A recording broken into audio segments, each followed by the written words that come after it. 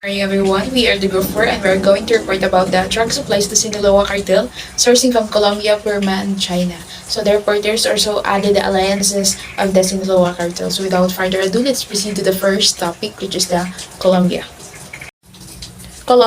Colombia has long history in drug production and drug trafficking primarily involving cocaine. So in the late 70s and 80s, na-create na Colombian drug cartels such as the Medellin, Cali cartels, Norte del Valle cartels, and Gulf Clan cartels. So Medellin and Cali cartels were already discussed by the previous reporters, and now I'm going to give you brief information lang, or let's just say history sa about sa Norte del Valle cartels and Gulf Clan cartels. So in Norte del Valle cartels, everything started after an event where ang brothers of Orihuela of Cali cartels came into an agreement with the Colombian government na if musurrender sila, tagaan sila ng perks. Isa na ito ang not more than 5 years of imprisonments and no expropriation. Meaning, dili i-claim ng Colombian government ang ilang mga properties if musurrender sila. May iba na members na may sugot, may iban sa na members na may refuse. So those members na may refused form a cartel na gitawag nila na Norte del Valle cartels. So ang nga nagasugod ang operation ng Norte del Valle cartel. Now we have the Gulf Clan cartels, or also known as Suba Clan. Ini ang pinaka-recent cartel from 2001 and even kuman ga-operate gihapon siya. So ini ang cartel, ini na cartel gitawag usab na Colombian Neo Paramilitary Group. Kaya mga members ng ini kay mga former military officers or members, or ang iban sa mga right wing ng mga politics. So kami yun mga members ng Gulf Clan cartels. So Colombia has also connections with the Sinaloa cartels na ma-discuss ni Ms. Aure after na ako report. And going back, these cartels were criminal organizations involved in the production, distribution, and transportations of illegal drugs, primarily cocaine, and they played a major role in global drug trade. While Colombian government is still reducing the influence of those major cartels, cocaine production continues to be a problem. Kaya may mga smaller drug trafficking groups sa good na still go-operate gihapon. And if you're going to ask, why cocaine is the most abused drug sa Colombia? The answer is Colombia is the major producer of cocaine and there is a growing issue of coca cultivations and cocaine productions. And because of that, it made the cocaine or the drug relatively accessible and more affordable. So in short, the availability of cocaine has contributed to its abuse. Good day, ma'am. I am Lyca Aure and I am going to report about the drugs supplied by Colombia to Sinaloa Cartel. So, before we tackled about the relationship of Colombia to Sinaloa Cartel, I am here to share to you the history of Colombia to Sinaloa Cartel. So, Colombia has historically been a major supplier of illicit drugs, including the famous Sinaloa Cartel, which is located in Mexico. The Sinaloa Cartel, like many other Mexican drug cartels, they relied on Colombia cocaine to fuel its drug trafficking operations. Though they have, the Colombian have marijuana, amphetamine, and different kind of drugs, the cocaine is the major drug they supply to Sinaloa Cartel. So aside from the amphetamine and the marijuana and other illicit drugs, gi-supply sab ginila ang pinaka major gid na drug na ilagi na supply to Sinaloa Cartel is ang cocaine. So now I am going to report the point of the topic. So, the cocaine trade typically involves the production of coca leaves in Colombia, which are then processed into cocaine and transported to Mexico in various ways. It can be by land, by sea, or air. So, the muy possibilities, or there are lots of transportation na gigamitan Colombia to supply the illicit drugs to Sinaloa Cartel, which is ang cocaine. From Mexico, it is further distributed to United States and other international markets where they gain plenty amount of profit. Also, the Colombia is the largest coca leaves plantation for over 2,400 hectares of land where coca leaves grow. So the Colombian people, they are the one who cultivate the coca plant and they are the one who cultivate the coca leaves into cocaine, which they are going to supply it to the Sinaloa Cartel. Where in fact, last January 16, 2018, the Mexico military seized a cocaine located in Veracruz port in Mexico, where the 400 kilogram cocaine, the military took an action and burned the item or the cocaine. So to summarize up the topic, since the Colombia is the major supplier of the illicit drugs or the cocaine to the Sinaloa Cartel, the Colombia also have the amenities and the production and expertise or expert personnel who cultivate and produce cocaine. And now we are going to proceed to the another topic entitled Countermeasures of Law Enforcement in Colombia. So Colombia has been dealing with a lot of challenge of organized drug trafficking groups, particularly those who are involved in the production and distribution of cocaine. So the Colombian government and law enforcement agencies have implemented various countermeasures to combat these groups. So they have first the specialized law enforcement unit. So the police of Colombia, or the units of the police in Colombia, they focus on drug-related crimes. So they have these specialized law enforcement agencies who only focuses into the drug-related crimes. Second, they have the aerial eradication, where they spray chemicals to eradicate coca plants. So in order to lessen or to eradicate the chemicals or the plants, they use spray or the aerial eradication using those chemicals that can eradicate the plants or the coca plants.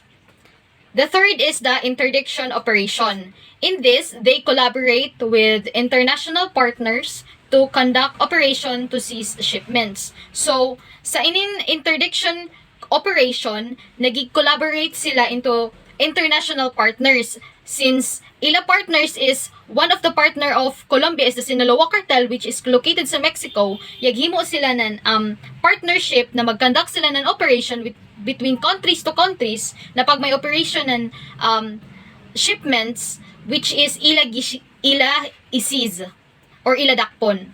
The fourth is collaboration with international agencies. So, they cooperate through U.S. Drug Enforcement Administration to conduct joint operation. So, since the U.S. is the great consumer of the cocaine, they come up to the idea na makig-operate sila sa U.S. Para makakandak ng joint operation between the Colombia and the U.S. to seize the shipment of cocaine. The fifth one is the alternative development programs. What are these alternative development programs? They initiate alternative development programs for farmers to transition legal agricultural practices. So since sa Colombia, ang cultivate ng ila coca plants is mga farmers, yadto na mga farmers is encourage ng mga Colombian law enforcement na muhawa sa yadto na plantation and gitagaan nila ng mga alternative development programs para instead na ang mga coca leaves na nila i-cultivate, maghanap sila ng other way or other plant na mahimo ng mga farmers para maka-earn sila for the living. So, the last one is strengthening the judicial system. So, isa sa mga countermeasure ng law enforcement sa Colombia is to ginapakusga nila or ensure nila na effective and judicial system ng Colombia. So, they specialized prosecution of drug traffickers. So, in judicial system nila, mas ila pag-specialized ang mga tao na involved sa drug trafficking which ila gi-specialized gayod na may certain punishment once ikaw is isa ka drug traffickers. So, to sum up the topic or the report about the countermeasure of law enforcement in Colombia, so may ilang mga different kind of measure of or kanang ginahimo or gina-implement na mga services or the agencies or unit na para mas ma-lessen or minimize ang drug syndicate or the drug traffickers in their country. For the continuation sa report ni Ms. Aure sa countermeasures sa Colombia, we have the intelligence and information sharing. So, Colombian law enforcement agencies also rely on intelligence and information sharings in order para dali na matrack and ma-apprehend ang mga criminals or drug traffickers. So, involved nga niya pag-monitor na ilang mga financial transactions, wiretapping is a way ng law enforcement agencies sa Colombia para mabatian nila ang mga conversations ng mga drug traffickers through calls and even sa messages. So, meron sa wiretappings. So, involves ang cooperation with the informant. So, meaning na a collaboration with the person who provide valuable informations about sa yung mga operations. So, sa Colombia, ang agency na responsible for this is the Dirección Nacional de Inteligencia or National Directorate of Intelligence or DNI. And now, next we have the community engagement and awareness. So just like here sa Philippines, Colombian law enforcement agencies also conducting such educational programs, symposiums, and awareness regarding sa legal drugs in which ang primary purpose ng ini is to build trust and maghatag ng kaalaman or knowledge na may aim na i-prevent ang isa ka individual na, especially the youth today na ma-involve sa mga drug trafficking operations. Also, we have the extradition agreement. So, agreement iniyasaya ng Colombians sa several countries such as the United States, Canada, and several Europe countries, and many other countries na may agreement sa Colombia na gipahintilutan ang Colombia na i-turn over itong ilaya apprehend or yadakop ng mga drug traffickers para nga to sa ila lugar i-face ang kaso or parusa. So, isa amin sa extradition agreements. So, we have the legal reforms. So, there are reforms sa batas in order para mapadayaw or ligunon ang mga capabilities ng mga ng government sa pagsugpo ng droga o sa mga bigati ng big-time cartels. So, we have the anti-corruption effort. So, ang countermeasures ng Colombia is still is focus sa mga cartels or mga criminals. It also focus sa mga katiwalian, especially ang mga police na mudawat ng mga suhol or mahimo sila na protector sa na operations. So, anti-corruption efforts was made para mas effective ang pagtutol sa mga or combat sa mga drug trafficking operations. So, use of technology. So, with the use of modern technologies, mas na madali ang pag-track and even pag-monitor ng mga drug trafficking operations. Lastly, we have the military involvement. So, it pertains about the involvement ng military sa Colombia sa mga operations sa pagsugpo ng mga droga o mga cartels or organizations, especially katong sa mga liblibito ng lugar na yahimo na yahimo na mga hideout or mga himuanan ng mga drugs ng mga drug traffickers. As part of my report, I will discuss to you the history of Myanmar or Burma. Ang Myanmar ang may pinakadako na producer ng heroin sa opium pila na kadekada. During 1990s, ang Myanmar ang may pinakadako na producer ng opium. Ang opium cultivation sa Shan ang Kashin ni famous during that era. Ang Shan ang Kashin located zone sila sa northeastern border region, bukid na zone sila, sa halos mga rebelde ang naguya diri. Pinakauna na rason o pinakadako na producer ng opium ang Myanmar because of its geographical location Na-locate sila sa mountain which is ideal sa opium production. Sanan lajo sa mga otoridad. Current issues sa Myanmar, ang current issues is nagkuhan sila ng alternative crops para ma-reduce ang opium production. Pero it remains a problem gyapon para sa ila kay lisod magpatubo ng iba na crops dito. Sanan ang mga farmers have nag-rely gud sa opium as their primary source of income. And kung mo-switch sila sa alternative crops which is lisod para sa ila kay dili kun how dyan ila magain unlike sa opium. Most commonly used drugs, the heroin and opium are most commonly used drug in Myanmar, wherein lisod na gusod bag-ohon kay amo na ila na andan. Sanan amo ilang major source of income. The availability and the affordable ng drugs na contribute sa pagdabo ng mga addict, including mga farmers, minors, sanan mga urban dwellers.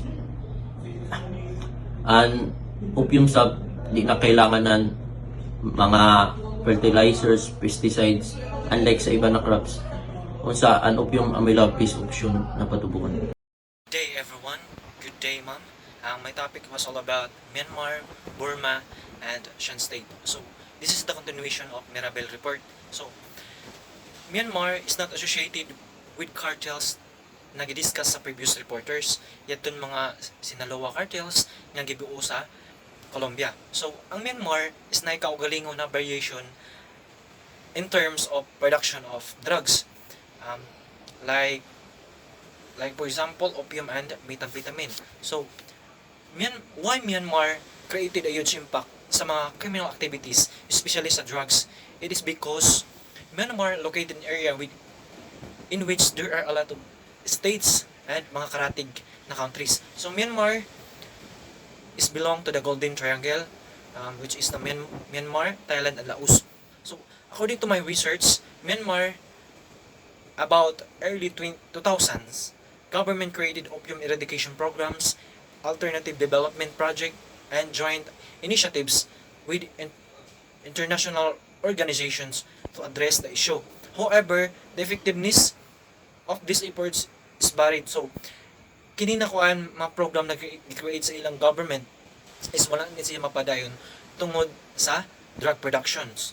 So, based akong research according to the data from the United Nations Office of Drugs and Crime, ang Shan State is a region na nagaproduce og opium and methamphetamine in Myanmar, counting for 82%, 331 metric tons of country's total output, 405 metric tons in 2020. So, according sa akong nabasa, opium poppy is muubos siya kada tuig. Sa katong 2015, pagka may ubos siya sa pagka 2015 ng 12%, pagka 2020 may ubos na sab siya ng 70%. So Shan State in Myanmar has a long story associated with drug production for decades, beginning around 1960s, is one of the world's largest producer of opium and heroin. So based sa akong video na nakita, ang Shan State, ang main factors why farmers are nag-continue gamon sila sa pag-produce or pagtanom sa opium because wa sila ka ng job opportunities, mga livelihood na gihatag sa gobyerno, mo nang ma-force sila pag tanom og opium kay ang opium is dako og kita. So why Shan State United Revolutionary Army is involved of this drug production of opium and methamphetamine? Because various armed groups such as United States Army and Shan State United Revolution Army controlled area in Shan State and were involved in the drug production. So ang Army Shan State sa una, mga armed groups nganong napadayon ang production sa opium because ginakontrol nila, ginaprotektahan nila ang pagproduce sa opium. Good morning. My topic is all about the countermeasures of law enforcement in Myanmar to combat organized drug groups and drug trafficking. So the first countermeasure is the eradication and crop substitution programs. From the word itself, eradication and crop substitution programs. Eradication, gina-eradicate or ginawasak yung mga cultivation of drugs. And gina-substitute or ginapalitan yung mga drug-producing plant ng mga legal programs such as development of legal agricultural markets, education, resources, and assistance in marketing legal crops, alternative livelihood projects such as livestock farming, fish farming, handicrafts, and ecotourism, as well as technical and vocational training and more. And this example of crop substitution programs has its reliable source of income. So these programs encourages opium poppy farmers to switch to legal crops like coffee, tea, fruits, instead of drug-producing plant. Para mabawasan ang cultivation of illicit drugs sa Myanmar government has those periodically launched programs or naga-implement ang government ng Myanmar ng mga crop substitution programs to eradicate or wasakin ang mga illicit drug crops sa Myanmar. So that is the purpose of eradication and crop substitution program countermeasure. The second countermeasure is the interdiction and seizures. Interdiction, kinaharang, and seizure, kinukuha. So the law enforcement agencies in Myanmar conduct operations or gumagamit sila ng land and river patrols, checkpoints, and surveillance along the borders and key trafficking routes in drug shipment or drug cargo sa Myanmar para ma-interdict or harangin at isis o kunin ang mga makukuhang drug shipments or drug cargos. Cross borders include China, Thailand, Laos, Bangladesh ng Myanmar. So that is the purpose of interdiction and seizure countermeasure. Number 3 is the international cooperation countermeasure. Means si Myanmar is nakikollaborates with international law enforcement agencies such as Interpol. And the other international agencies na gina-collaborate ng Myanmar include also the United Nations Office on Drugs and Crime or the UNODC, Drug Enforcement Administration or DEA, International Narcotics Control Board or INLB, Asia Pacific Group on Money Laundering or APG, World Customs Organization or WCO, Association of Southeast Asian Nations or ASEAN. Bilateral agreements also include. Myanmar also has bilateral agreements and cooperation with various countries, including the United States, Australia, and others to combat drug trafficking. And neighboring countries to share intelligence and conduct joint operations and combat cross-border drug trafficking or to combat transnational drug trafficking. So that is the purpose of international cooperation countermeasure. Number 4 is the border control and checkpoint countermeasure. Same sa number 2 countermeasure, the government of Myanmar establishes border control points and checkpoints or to increase patrols, checkpoints, and surveillance along the borders and key trafficking routes sa Myanmar to monitor the movement of goods and people and with the aim to intercept or magharang sa mga drug traffickers and illicit shipments. So that is the border control and checkpoint countermeasure. Number 5 is the anti-money laundering efforts countermeasure. Since Myanmar is a member of ASEAN or the Association of Southeast Asian Nations and collaborates with international agencies, and one of those agencies is the APG or the Asia Pacific Group on Money Laundering, wherein the APG assists in efforts to combat money laundering related to drug trafficking and organized crime in the Asia Pacific region. And Myanmar is one of that particular region. Thus, Myanmar authorities can track and freeze assets associated or related with drug trafficking organization and interrupting their financial operations through the assistance of the APG or the Asia Pacific Group on money laundering. Number 6 is the intelligence sharing. Connected sa countermeasure number 3, Myanmar's law enforcement agencies rely on intelligence sharing of informations and coordination with international agencies to target o para matarget nila ang mga drug traffickers and organizations effectively internationally. Number 7, countermeasure is the legal reforms. The Myanmar government may enact legal reforms to strengthen its legal framework o gumawa ng makabagong batas para mas mapalakasin pa ang kanilang legal na balangkas o legal framework para ma-prosecute yung mga drug traffickers at masis o makukuha lahat ng associated assets na naugnay sa drug-related activities sa Myanmar. Number 8 is the anti-corruption measures. In addressing or countering corruption within law enforcement agencies is crucial to maintaining the effectiveness of anti-drug efforts. So meaning, dapat i-prevent or i-reduce ang corruption first within the government agencies kung saan nandun nag-work yung mga government authorities, most especially the law enforcement agencies, mga law enforcers, para ma-maintain ang effectiveness ng anti-drug efforts. Wala dapat yung mga corrupt. Kasi sa anti-drug efforts, may kasali yung milyon-milyon na halaga ng pera. Kunwari, ang isang otoridad is nabayaran ng malaking halaga para makalusot yung drug shipments o yung mga drug traffickers. And that way, hindi na nasusunod yung anti-corruption measures or the anti-drug efforts ng Myanmar para i-combat ang drug trafficking and use of illegal drugs. That is why these measures to prevent and prosecute corruption or corruptors play a significant role, most especially within law enforcement agencies. Number 9 is the public awareness and education countermeasure. Example of this is the public awareness campaigns and educational programs which are conducted by law enforcement agencies in Myanmar or other government agencies to inform community about the dangers of drug use and trafficking and gina-discourage ang involvement in the drug trade. So that is the public awareness and education countermeasure. Number 10, countermeasure is the community engagement. Isa ito sa importanteng component or element ng Myanmar's anti-drug efforts, kung saan ang Myanmar government and law enforcement agencies hardly needed nila ang trust and cooperation ng local communities or ng mga tao to report drug-related activities. So, possible, in that way, mas mapadali ang pag-counteract ng drug trafficking or pag-arrest sa mga drug abuser or drug user, particularly in Myanmar or anywhere in Myanmar. So that is a community engagement purpose. Number 11, countermeasure is the rehabilitation and treatment programs. Include providing access to treatment and rehabilitation services for those struggling with substance abuse or struggling with drug addiction. So the Myanmar government and law enforcement agencies provides with an opportunity for recovery of drug users and reintegrate into society. These programs gives a chance to those drug users or abusers for recovery at para makabalik sila sa society as normal individual. Number 12 is the alternative livelihood programs.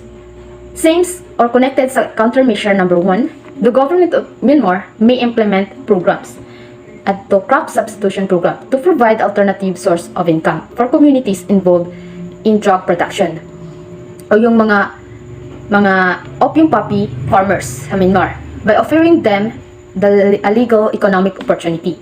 Example, opium replacement programs such as coffee, tea, and fruits, development of legal agricultural markets, alternative livelihood projects, microfinance and small business developments, technical and vocational training, legal cannabis cultivation for medicinal and industrial purposes, and many more. These programs provide alternative sources of income, not illegally, but legally executed. Then the last one is the strengthening law enforcement capacity countermeasure. Efforts to enhance the capabilities of law enforcement agencies and their personnel para ma-enhance ito or mas ma-strengthen or palakasin pa ang capabilities or kapasidad ng law enforcement agencies, particularly in Myanmar, and their personnel, most especially for combating and in drug trafficking and organized drug group, is through proper training, equipment, at technology. Kung wala itong tatlo, training, equipment, and technology, hindi makakandak ng maayos yung mga nauna pa na mga countermeasure or the above-mentioned countermeasure ng law enforcement sa Myanmar. So, dapat join proper training, proper equipment, and high technology and law enforcement agency, particularly in Myanmar, to combat drug trafficking or to combat organized drug groups effectively and internationally. So, that's all for my part.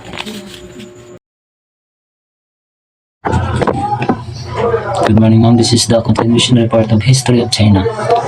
Sa 19th century, ang China ug ang British is nagka-conflict tungod sa pagbaligya ng opium sa British to China. Pagka 1839-1842 is muni ang the first opium war nga nagsugod sa Chinese government to British. Pagka 1842 is muni ang the first opium war ceding Hong Kong to British ug gi-open nilang 5 ka Chinese port. Ang Canton, Amoy, Fokchau, Ningpo ug ang Shanghai mo nang 5 ka Chinese port nilang gi-open. Pagka 1856, the second opium war nga nagtawag nila og Arrow War, diri is gihold sa British ang Chinese ship. Tungod kay nagka-conflict ning duha, na duha ka nasod nga na appeal ang France ug ang US. Pagka 1860 is nahuman na ang second opium war. Diri is ang China ay is nag-open og foreign trade o ginalaw na nila ang diplomatic mission o legalize na nila ang opium trade sa ilahang nasod. That's all. Good day, ma'am. Good day, everyone. So, I am the next reporter. So, my assigned topic is all about drugs supplied by Chinese triads to Sinaloa Cartel. So, the connection between the Sinaloa Cartel and Chinese triads in the drug trade primarily involves the interactions related to the production, distribution, and trafficking of illegal drugs, particularly methamphetamine and to a lesser extent cocaine. The Sinaloa Cartel, one of the most powerful and influential drug trafficking organizations in Mexico, has sought to collaborate with Chinese triads in criminal organizations with deep roots in China international criminal networks. So next. Methamphetamine production and precursors. Methamphetamine is a highly profitable drug and precursors chemical needed for its production and often sourced from China. So, ang Chinese triad is sila ang may access sa mga precursors chemical sa pagbuo ng methamphetamine.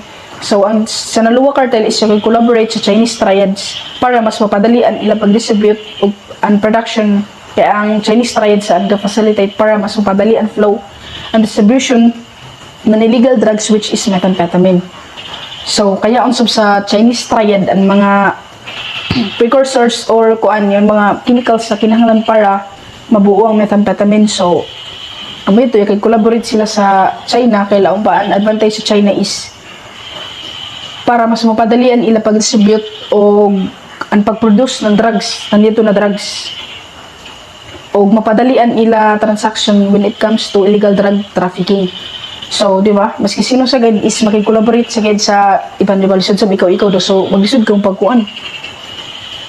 So, kasi sila sa central na ito na part, so lang to lamang sa South China. So, mas mapadali mo ito pag-distribute kung makikuan mo sa ila. So, dito na ako. Thank you. Good morning, everyone. My topic is all about the countermeasures in China. China has implemented various countermeasures to combat organized drug groups and drug trafficking operations. So, these measures aims to address the production, distribution, and trafficking of illicit drugs within China's borders. So first, we have the strict drug laws and penalties. So they're the one who maintain the strict drug laws with severe penalties para sa drug-related offenses including possession, trafficking, and production of illegal drugs. So for example, if makasisi sila ng 50 grams or more heroin or crystal methamphetamine, it could result in the use of death penalty by the government. So, people who smuggle, sell, transport, or manufacture heroin or methamphetamine in an amount of greater than 50 grams can be sentenced to 15 years in prison, life imprisonment, or death. So, naa sila capital punishment sa China. And then, second, we have the law enforcement agencies, including Public Security Bureau or PSB and the Narcotic Control Bureau. Sila ang magakandak ng investigations, arrests, and prosecutions related to drug offenses. So, Public Security Bureau refers to a government office essential acting as a police station or a local and provincial police. So, the smallest police station are called police posts. So, present din sila sa mga province and municipalities in China. Typically, a PSB handles policing, public security, and social order. So, kanisya is administered by the Ministry of Public Security. Narcotic Control Bureau, they're responsible for organizing, coordinating, and guiding national drug control work. So, they are the one who handles sa tanan mga criminal investigation involving opium, heroin, and methamphetamine. Responsible po sila for the international drug control cooperation with the operational agencies. And kaning National Narcotic Control Commissions kay composed of 25 departments including the Ministry of Public Security, Ministry of Health, and General Administration of Customs. Nagabutang sila in every province, cities, and municipalities sa China ng police anti-drug squads. And then third, we have the Border Control and Customs. So they are responsible for monitoring and intercepting drug shipments entering the country through various means, including land, sea, and air routes. Number 4 is international cooperation. Collaborate and China with neighboring countries and international organizations to share intelligence, conduct joint operation, and combat cross-border drug trafficking. So it is highly necessary to strengthen international cooperation in drug control to promote the battle against narcotics worldwide and radically solve the drug problem in China. Sa ilahang pag-coordinate, naa sila 5 principle of peaceful coexistence. Na first, dapat na sila mutual respect for territorial integrity and sovereignty. And second, they have mutual non-aggression. Third, non-interference in each other's internal affairs. Fourth, equality and mutual benefit. And the last is peaceful coexistence. The fifth one is the drug interdiction operations. So, when we say interdiction or they are prohibiting something, the law enforcement agency conduct anti-drug operation to intercept and seize drug shipments, both domestically produced or made on their own country and imported or from the other country. Number 6 is anti-money laundering efforts. These authorities work to detect and combat money laundering associated with drug trafficking to disrupt the financial network of drug syndicates. So some of the key crimes associated with money laundering in China includes terrorism financing, drug trafficking, smuggling, bribery, financial fraud, and forgery. Individuals engaging in such activities are prosecuted accordingly. AML law is designed not only to deter money laundering but also to safeguard fiscal order and combat related crimes. Naatay key provisions include the customer due diligence. So, financial institutions are required to establish and maintain customer identification procedure to verify the identity of the customers. Second, suspicious transaction reporting. So, financial institution and designated non-financial institution must report suspicious transaction to the relevant authorities. Third, naapod sila record keeping. So, institutions are obliged to keep records of transactions, custom identification data, and suspicious transaction reports for a specified period. And fourth, internal controls. So, entities must establish internal control systems to ensure compliance with AML requirements. So, failure to comply can lead to serious consequences. So, naa sila fines, 5 million RMB. Before imposing fines, authorities typically issue correction order and apply disciplinary sanctions. Kapito is ang intelligence sharing. So, law enforcement agencies engage in intelligence sharing and coordination to target drug traffickers and organization effectively. So, China has established 12 drug boarding license offices. So, with neighboring countries, both sides could conduct intelligence exchange and joint operation. So, deliver suspects through BLO and hold meetings timely. Meanwhile, China established direct communication channels with countries in this region, exchanged information in time, and conducted law enforcement cooperation. And last is public awareness and education. So, naapod sila public awareness and education. So, public awareness campaigns and educational programs are conducted to inform the public about the danger of drug use and trafficking and discourage involvement in the drug trade. That's all more part, and other countermeasures will be discussed by Ms. Encendencia. Thank you. So, the continuation of Ms. Curayag report, first is rehabilitation and treatment program. So, sa rehabilitation, is kinahanglan kini siya labi natong mga tao, labi natong mga drug addict na need yun ipang rehab to improve their abilities that they need for daily life. Tapos, sa treatment program, it includes physical therapy, speech therapy, and counseling. Sa physical therapy, ang ginabuhat sa physical therapist, sulod sa rehabilitation center, is ipakita niya sa mga pasyente on what they can do themselves to improve their own health. Tapos sa speech therapy, di ba, sa rehabilitation center is mga drug addict, then kasagaran mga drug addict kay dili sakto og pangutok, the way sila makikistorya is dili na mao, the way sila makikommunicate sa tao is dili na mao. Mao nang na-appeal si speech therapy sa treatment program because it helps a patient who have problem speaking or communicating.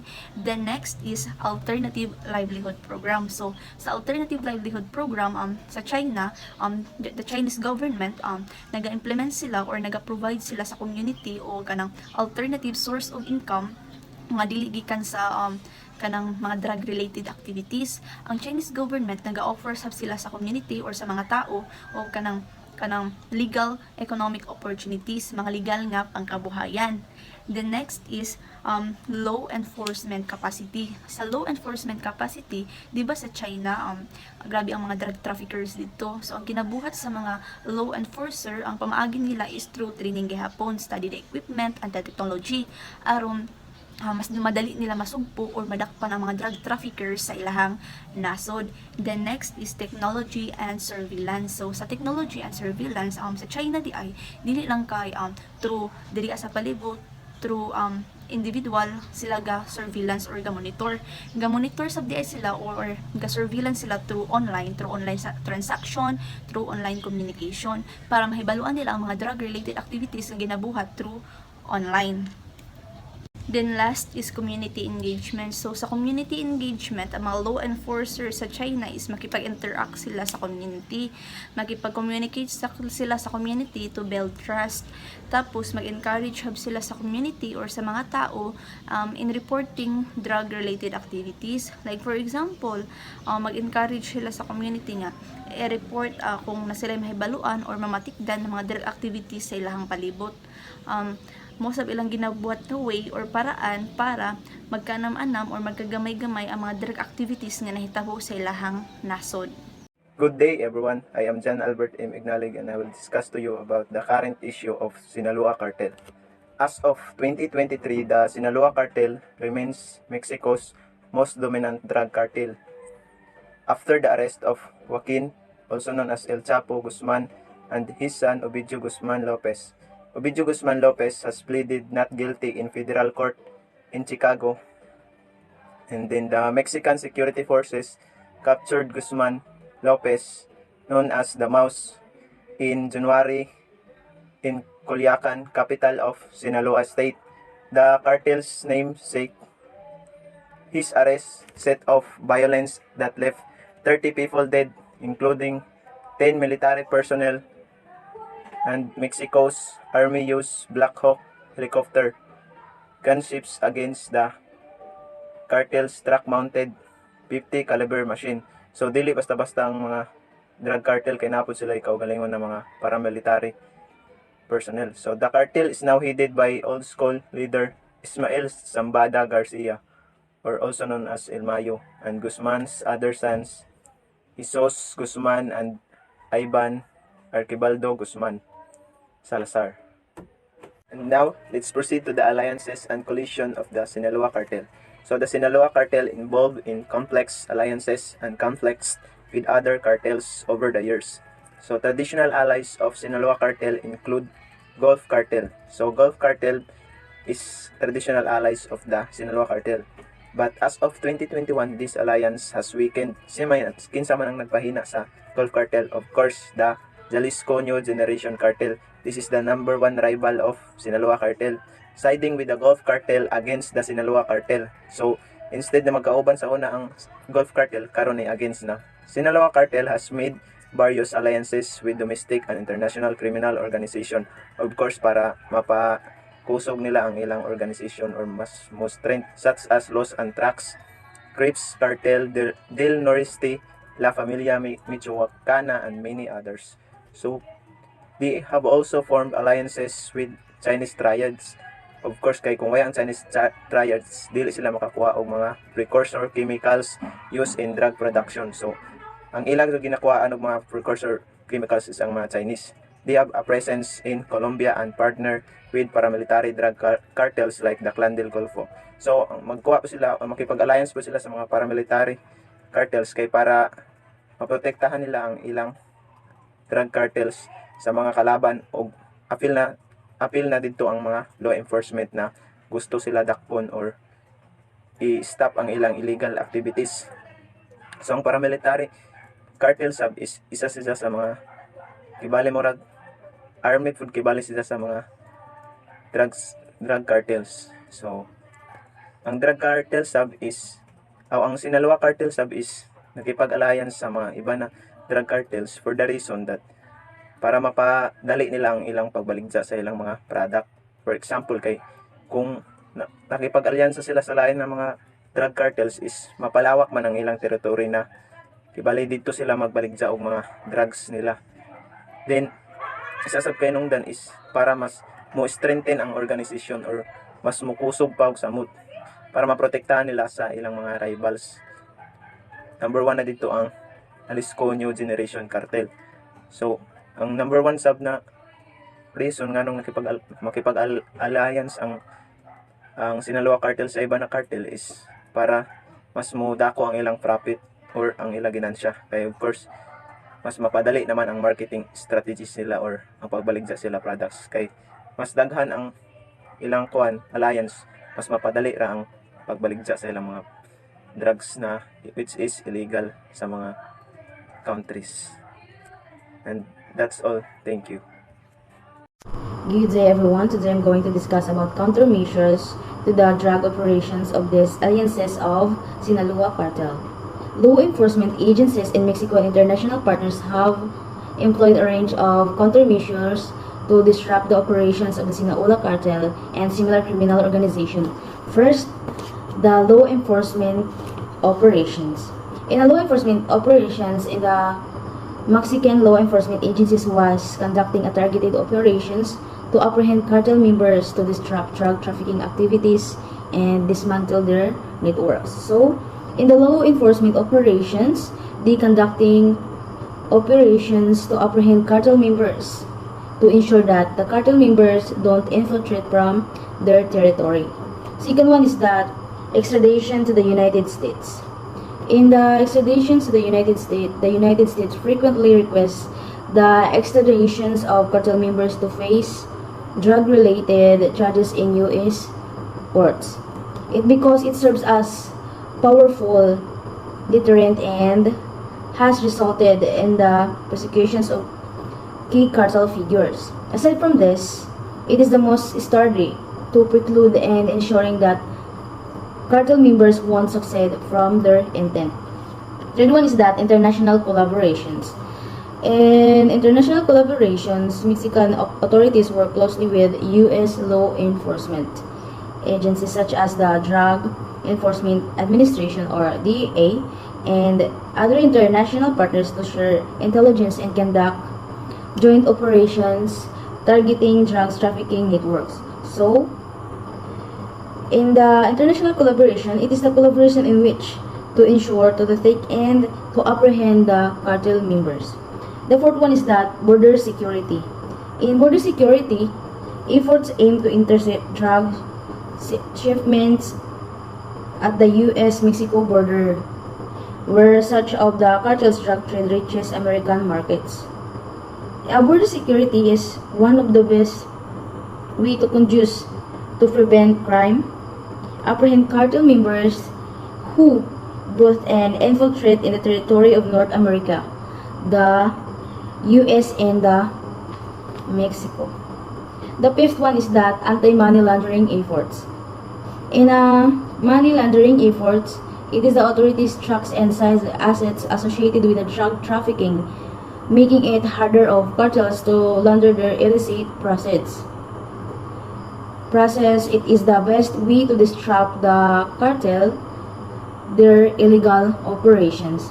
The last one is that asset forfeiture. In the asset of forfeiture, governments seek to seize the assets, including real estate and business linked to drug traffickers and their organizations. It is the design to deprive criminals of the proceeds of their crimes, to break the financial backbone of organized criminal syndicates and drug cartels, and to recover property that may use to compensate victims and deter crime. That could be all. Thank you. Continuation of Ms. Lykah report. Number 7 is strengthening judicial system. It is reforming and strengthening the judicial system to ensure that drug traffickers face prosecution and receive appropriate sentences, the crucial aspect of this effort. So, ang Mexico, the government of Mexico is stricto sila or mas ipakusog nila ang nila judicial system to make sure nga katong mga drug traffickers dili na makapiyansa or dili malisan nila sentence labi na katong sa mga member ng Sinaloa Cartel. Community engagement.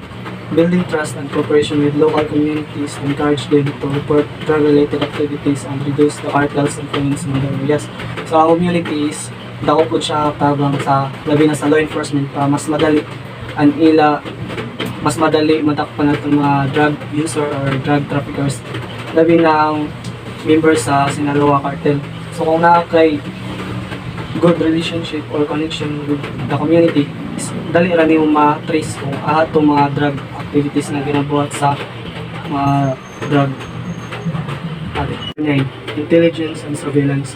The use of advanced technology and surveillance methods to use, monitor, and track cartel activities including their communication and transportation network. So, ang Mexico is na sila yung mga technology na high-tech na ay.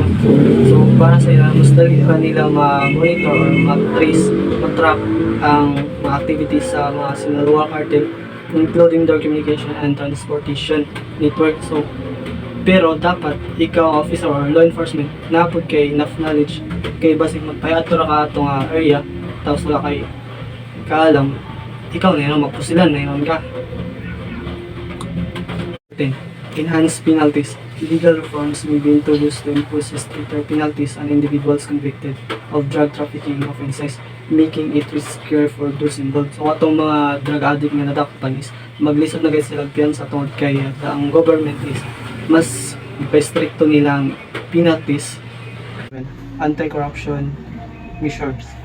Effort to address corruption within law enforcement and government institutions to prevent collusion with cartels member.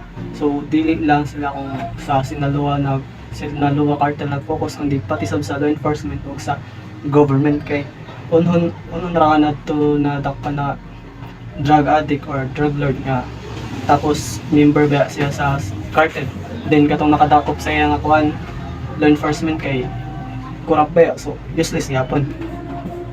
Alternative development programs to provide alternative sources of income for communities involved in drug production, offering legal economic opportunities.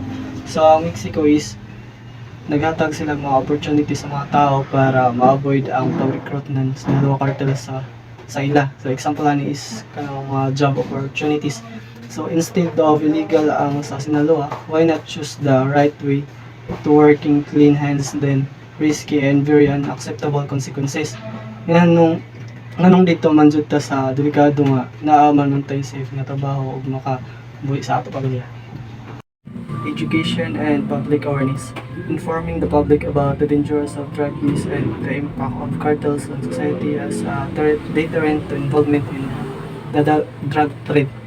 Diri mag-conduct ng orientation or symposium na maghatag sa mga tao nga kini siya is makadaot kini siya nga kuan tao is involved siya sa drug activities ng Sinaloa Cartel, then by that ang mga tao is power.